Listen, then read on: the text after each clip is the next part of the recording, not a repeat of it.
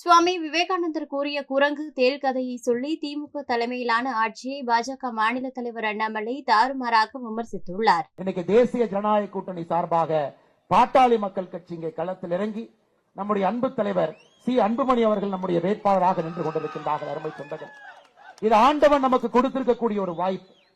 அண்ணன் இன்னைக்கு சட்டமன்றத்துக்கு போறனால தமிழகத்துல ஆட்சி கவிழ்ந்துருமா? இல்லைங்க. சி அன்புமணி அண்ணன் அவர்கள் இன்னும் ஒரு 15 நாட்கள்ல சட்டமன்றத்துக்குள்ள போனா தமிழகத்தினுடைய அரசியல் வரலாறு மாறுமா? மாறும்.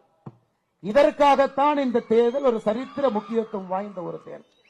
இன்னைக்கு திமுக என்கின்ற இந்த கட்சி எப்படி ஆட்சி பண்றாங்க? இதை சாமி விவேகானந்த அவர்கள் பல ஆண்டுகளுக்கு முன்பு சொல்லி இருப்பார்.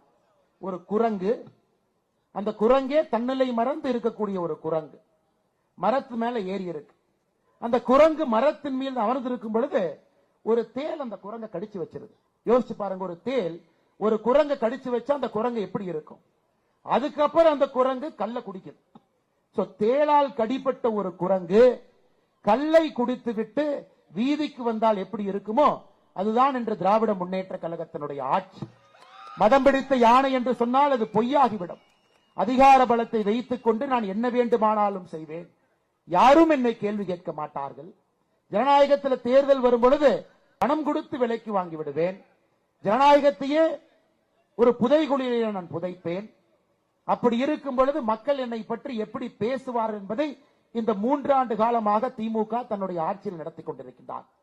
ஈரோடில் இடைத்தேர்தல் நடந்தது. பட்டி பட்டியாக மக்கள் அடைத்திருந்தார்.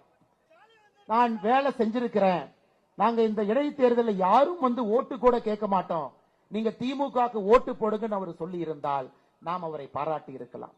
அதை விட்டு விட்டு வீதி வீதிக்கு ஒரு அமைச்சர், அந்த அமைச்சர் கூட சில அல்லக்கைக, அந்த அல்லக்கைகளோட வேட்டி, அவங்களோட பணப்பை, இதை வைத்துக் கொண்டு இந்த தேர்தலை விலைக்கு வாங்கி விடலாம் என்று விக்கிரவாண்டிகளை சுற்றிக் கொண்டிருக்கின்றார்.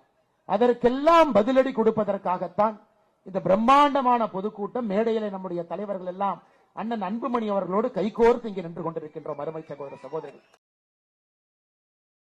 செய்திகளை உள்ளது உள்ளபடி தெரிந்து கொள்ள ரெஃப்ளெக்ட் நியூஸை சப்ஸ்கிரைப் பண்ணுங்க.